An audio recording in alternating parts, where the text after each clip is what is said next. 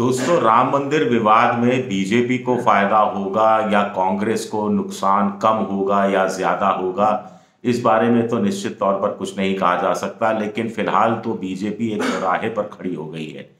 BJP को समझ में नहीं आ रहा, जो चार शंकराचार्य अयोध्या ना आने पर अड़े हुए हैं, अपनी नाराजगी व्यक्त कर रहे हैं, उनको मनाने की कोशिश करे या फिर कांग्रेस को एंटी हिंदू घोषित करने में ज्यादा समय खर्च करे। नमस्कार, मैं हूं आपका दोस्त विजय विद्रोही। आप मुझसे जुड़ चुके हैं, इसके लिए आप सबका तहे दिल से शुक्रिया। और अगले 8-10 मिनट में आपसे जुड़े रहने की कोशिश करूंगा। तो कांग्रेस के 3 नेता 22 जनवरी को नहीं जाएंगे। सोनिया गांधी नहीं जाएंगी, मल्लिकार्जुन खड़गे नहीं जाएंगे और अधीर रंजन चौधरी नहीं जाएंगे। और कांग्रेस का कहना है कि इनको कांग्रेस पार्टी में ये पद पर हैं इसलिए बुलाया गया है, और बाकी के कांग्रेस कार्यकर्ताओं को लेकर कांग्रेस ने एक रणनीति बनाई है।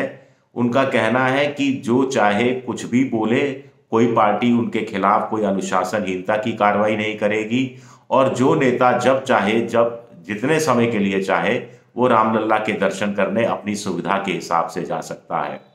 अब हिमाचल प्रदेश में कांग्रेस के मुख्यमंत्री रहे वीरभद्र सिंह के बेटे कह रहे हैं कि पुत्र का कर्तव्य निभाना है, इसलिए वो जाएंगे, क्योंकि पिता बड़े राम भक्त हुआ करते थे। अर्जुन मोरवाडिया गुजरात, उन्होंने विरोध किया है कांग्रेस के फैसले का। और जो कल की अखाड़े के प्रमुख हैं, पीठाधीश हैं एक तरह से, उन्होंने भी विरोध किया है। प्रमोद कृष्णन ने भी इसको दुर्भाग्यपूर्ण बताया है, और भी कुछ नेता इसी तरह की बात कर रहे हैं।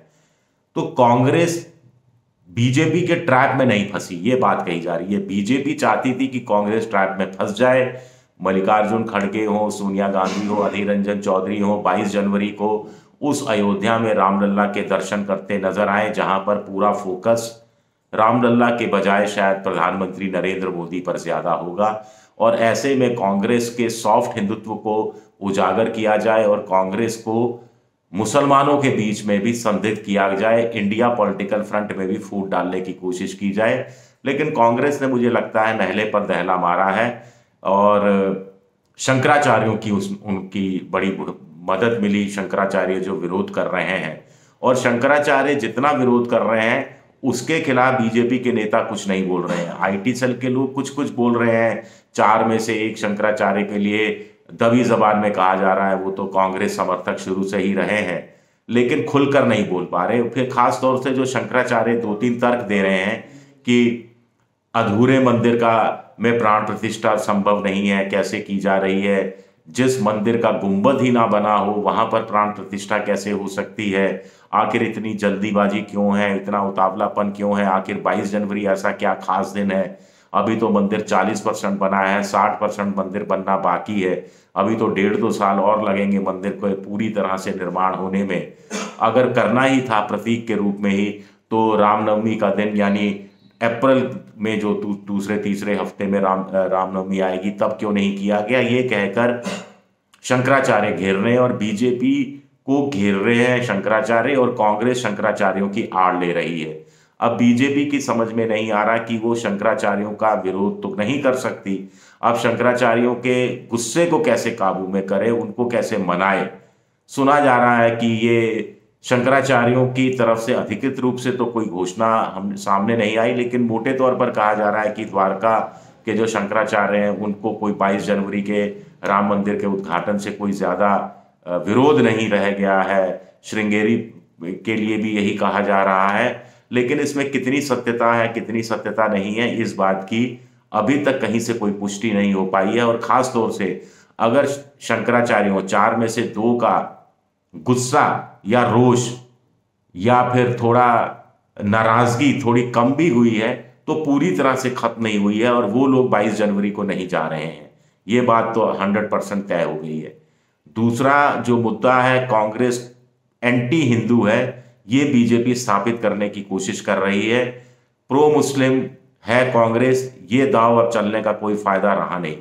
कांग्रेस भी इस दाव को समझ रही है, और इसीलिए वो कह रही है कि हम रामलला का विरोध नहीं कर रहे, राम मंदिर का बहिष्कार नहीं कर रहे, राम मंदिर के उद्घाटन के मौके पर जो राजनीति हो रही है, जो रामलला को वोट की वस्तु बता दिया गया है, उसका विरोध कर रहे हैं। वो ये सरकारी कार्यक्रम होकर रह गया है, ये बीजेपी, विश्व हिंदू परिषद, आरएसएस का कार्य होकर रह गया है, कार्यक्रम होकर रह गया है। इसका विरोध कांग्रेस कह रही कि हम कर रहे हैं। जब ट्रस्ट सुप्रीम कोर्ट की मर्जी से के आदेश पर बना, जब राम मंदिर का निर्माण का रास्ता सुप्रीम कोर्ट ने ही सामने रखा, तो फिर बीजेपी इसका श्रेय कैसे ले सकती है? कुछ लोग कह रहे हैं कि कांग्रेस ने गलती कर दी और सारा जो एकाधिकार है राम मंदिर को लेकर सब बीजेपी के हाथ में सौंप दिए, जबकि राजीव गांधी ने ताले खुलवाए थे 86 में और वहां पर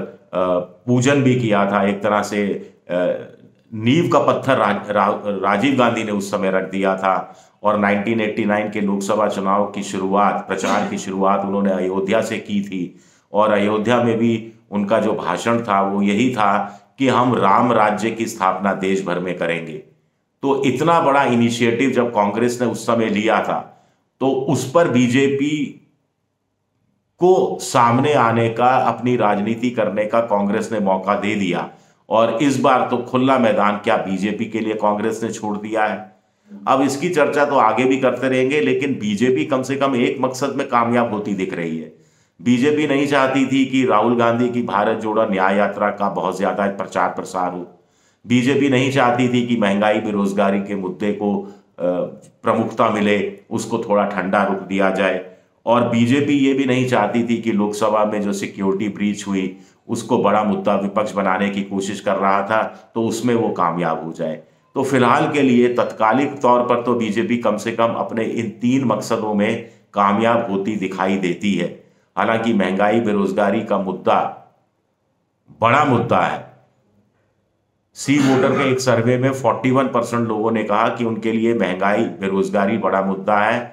9% ने कहा उनके लिए जातीय जनगणना मुद्दा है। और 26% ने कहा कि उनके लिए राम मंदिर बड़ा मुद्दा है। तो 41 और 9, 50% लोग राम मंदिर को बड़ा मुद्दा नहीं मान रहे। ये सबसे बड़ी खबर है। और अब ये देखना दिलचस्प रहेगा कि कांग्रेस ने जो अपना एक कार्ड खेला है और हिंदुत्व, सॉफ्ट हिंदुत्व को एक तरह से उन्होंने किनारे रख दिया है, लेकिन शंकराचार्यों की भूमिका को लेकर जो बड़े सवाल कांग्रेस उठा रही है और जवाब मांग रही है कि आप शंकराचार्य के, जो चारों शंकराचार्य सवाल उठा रहे हैं, उनके जवाब आखिर बीजेपी क्यों नहीं देती? तो क्या जवाब मिलेंगे? या फिर मोदी जी को लग रहा है कि राम मंदिर प्रकरण के कारण 5% अतिरिक्त वोट मिल सकता है? क्या यह अतिरिक्त वोट कांग्रेस को के मुकाबले बीजेपी को मिल पाएगा? ये देखना दिलचस्प रहेगा। पिछली बार 90 करोड़ वोटर थे देश में, 60 करोड़ ने वोट डाला था और करीब 22 करोड़ 90 लाख 23 करोड़ वोट बीजेपी को मिले थे।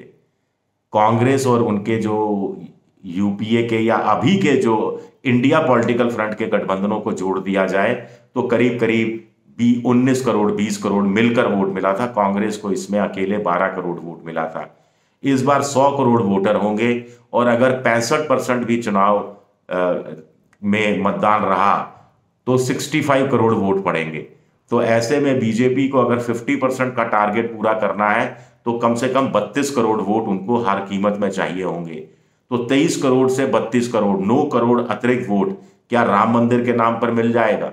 बीजेपी 5% की बात कर रही है, तो 5% के हिसाब से तो आप देख लीजिए कितना वोट होता है। वहां तक तो नहीं पहुंच पाएगी बीजेपी। तो ये अपने आप में कुछ आंकड़ेबाजी है जिस पर आगे भी हम विश्लेषण करते रहेंगे। फिलहाल के लिए नमस्कार। और मेरा वीडियो पसंद आए तो लाइक कीजिए, सब्सक्राइब कीजिए, शेयर कीजिए और घंटी जैसी आकृति बेल आइकन जरूर दबा दीजिए ताकि नया वीडियो आए तो तत्काल आपको जानकारी मिल जाए। आप मेंबरशिप ड्राइव में भी जा सकते हैं, मेरी आर्थिक मदद की भी कोशिश कर सकते हैं। मुझसे जुड़े रहने के लिए शुक्रिया, बहुत बहुत शुक्रिया।